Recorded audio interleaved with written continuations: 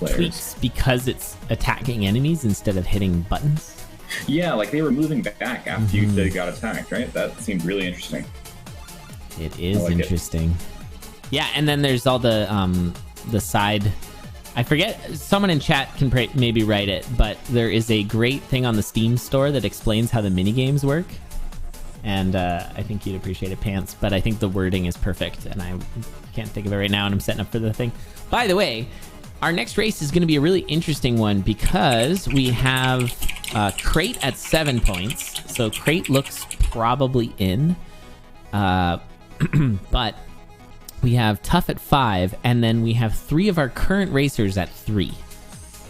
So the current racers are vying for this potentially last position here. So we'll see how that goes. I think the person who wins, if it's Goof, NBtelethia, or Ribbon, they will be in, I think is how this works. I'm not entirely sure on that one, but all right. Where is this thing? It's on Steam in discussions? It's on Rift of the Necrodancer? Something here, else, I've got it here. I'll pull it up. So it says, mini game mode. Help Cadence overcome the challenges of the modern world via rhythmic mini games. Isn't that so good? And there's the yoga. I guess that's like Rhythm Heaven. Sort of reminded me of Rhythm Doctor a little bit. I haven't played Rhythm Heaven. Yeah, so. all the mini games absolutely look like Rhythm Heaven, which is an excellent game. Nice. I've heard good things.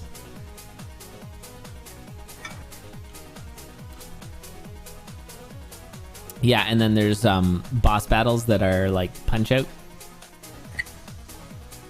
Like the NES game? Yeah. Huh. Like rhythm-based Punch Out. Which is kind of cool. Because the NES game was a bit of a rhythm-based Punch Out. Like rhythm-based. You had to have the right rhythm to be good at it. Mm. All right, I think we're good. Oh, Goof's seed is wrong, and it's hard to see because it's so teeny tiny. All right. This is going to be the last race of the first round. And frankly, unless Kailaria wins, whoever wins is moving on. And I think our top 4 are going to be Yuka, Rin and Tonic, Crate, and the winner of this race. But if Kailaria takes it, this could make things very interesting. So I'm rooting for Team Chaos here. I'd love for Kailaria to take it. Team Chaos. Because that will cause potential ties, maybe give some other racers a chance to get in as well. It is always tricky to cut from 14 to 4. Cutting 10 racers, it's hard to sneak in there unless you're getting first places. Oh, that's true. It could be the worst seed of all time starts with a potion. So yeah, what I see here is that potion. I go for the blood shop. Oh, but I guess you still have to open it somehow. Blood drum. You can get the blood drum to get the potion. Oh, there's a bomb barrel. So yeah, now you can get the blood shop, get the blood drum, and then get the potion out of that. That's how I do it.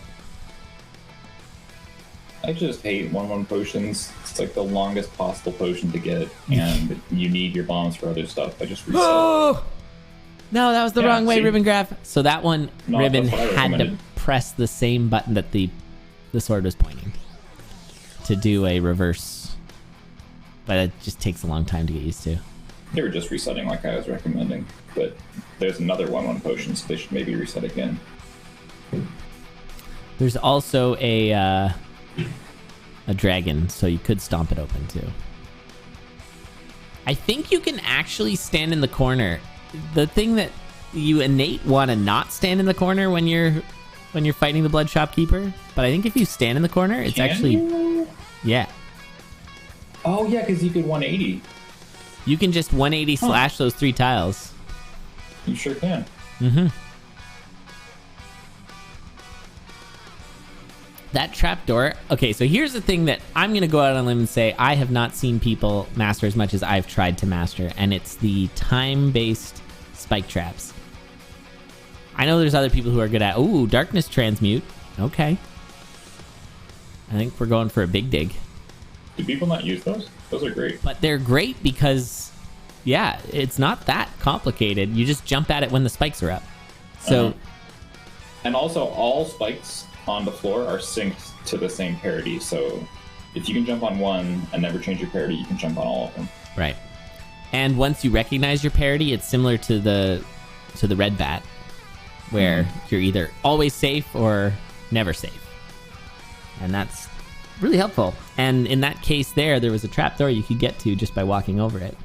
The one sort of awkward thing about them is they're often in a room with walls, and digging a wall will hit you spiked if you're standing on it. Yeah, it'll swap your parity.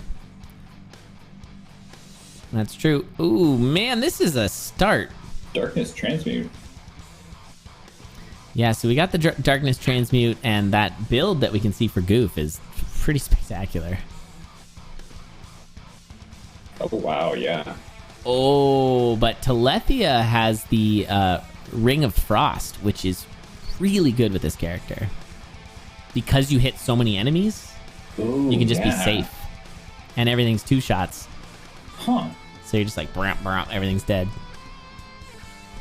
Yeah, the Ring of Frost is really nice. Ring of Frost also fantastic for Chanter. Get ready next week for Chanter's matches. It's going to be a fun one. And yeah, there's a couple like really clutch rings for Chanter. Of course, the Ring of Regen's very good, but Ring of Frost is shockingly good for Chanter because you can just keep jumping into just keep possessing all the enemies. Jump from body to body. Yeah, I'm looking forward to Chanter. I hope it doesn't turn into a how long can you keep the shopkeeper possessed tournament. Because that was shifted a little. It's a little harder, but I think it's still possible, especially if you get Ring of Regen. But late game Chanter, when you're like jumping in and out of enemies just to survive, is really fun. I like it a lot. I'm kind of playing hide and go seek a little bit. Oh, Kailaria could have saved like 10 beats there by digging the wall and getting wind spelled. Oh, really? I missed that. It was a giant mage too. Would have been. Wait, isn't there? Did I dream that? Is there like advanced wind spell in this game now? There is a gust spell that's used in PvP. Yeah. And it blows you away. Yeah. Yeah. And that it's like a wind gargoyle, I guess. I never knew the difference between wind and gusts. Is that wind? Wind pulse? Closer? Yeah. Yeah. Gust push, I guess. Oh, these Blade Masters. Oh. See you later, Leprechaun. See, now there's a fun trap room. Oh, so I see what you're saying. So they're not all synced, but they're on the correct tile. So you can just run through them if it's safe. Yeah. And with Miner's Cap, you're good. Because you don't have to worry about... Yeah. Oh, that was pain. That bomb from, I think, a bombland just knocked that orange armadillo into Telethia there. Oh, it's brutal. Yeah, when you're like running away and the orange armadillo should just keep rolling, but the bomb knocks it into you. Oh, Kailaria is in a situation. Handles it. Nice. Very nice. Had a potion, but still has a potion, which is good. Oops, and there's the Frost Charm that's busted, but with all these frozen enemies, they're all going to be one shot from the Frost Ring. And yeah, NBtelethia currently has the lead. Again, if NBtelethia or any of the GoofTelethia or ribbongraph clear first, they are going to be moving into the next round. So Telethia is currently poised for that. Needs to keep pushing.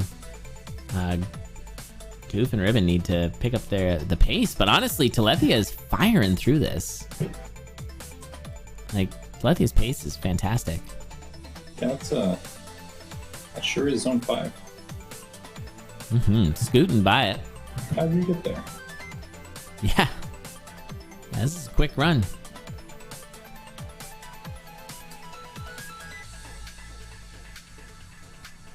Horizontal red-blue dragons? Okay. Red-blue dragons. I like it. Yeah, they're blue one way and red the other. Or maybe they're just both and choose whichever attack is worse for you. I like the way you think. Or I guess, like, use blue dragon if it can, but otherwise, if you're in red dragon range, then... Blast them. So what would be the dragon for zone 6? GG's, by the way, Telethia there with a clean 633. That's fantastic. It's faster than my PB. And I think that's going to be... Oh, it was a PB for Telethia. So GG's. Holy moly, that was good. So I think Telethia's in. It's going to be Crate, Telethia, Yuka, and Rin. Wow, I would not have guessed that. Top 4. That's awesome. You love to see it. You love to see the skills of all these racers. So good. Oh, dang it. All right, we'll get Pants back in here. Yeah, back. It was funny. Right as you made your dragon sound, it was, you said blah or something and it cut off right there, and I was booted from the booth. That's what the Zone 6 dragon does. Red/blue attack. If you get attacked by the Zone 6 dragon, it kicks you out of Discord. Mm-hmm. It's very mechanical. Mm-hmm. All right, and there goes Goof. Nice little bomb on Fortissimo there. So Goof is going to finish second. So I think that's 2 seconds for Goof, if I'm not mistaken. Yeah, so that's 6 points for Goof. Just out of the running, but a really good run nonetheless. GG's.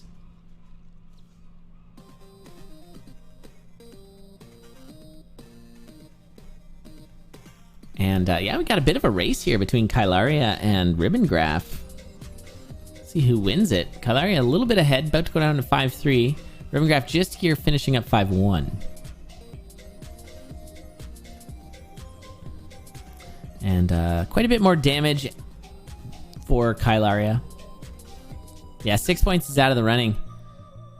There's just 4 finalists, is that right? Yeah, so 2 racers have 8, 2 racers have 7. So, yeah, 6 is out of the running. It usually, when we've done Conduit in the past, 5 was like a potential tiebreaker, but yeah, not with the dropping down to 4 from 14. I think usually we drop from 8 to 8 from 16. So dropped from 8 to 8, yeah. 8 to 8. Nice. Ah, that's good to hear, Goof. I'm glad you had a good time. It's a great race. All right, GG's. So Kailaria finishing 3rd and 4th place for Ribbon. So Kailaria going to pick up a couple more points and go up to 3 points total. And Ribbon going to pick up a point to go up to 4. And that's going to do it for the first round. Woo! All right. Nice. Thanks for being here, everybody. I hope you're having a good time. We've got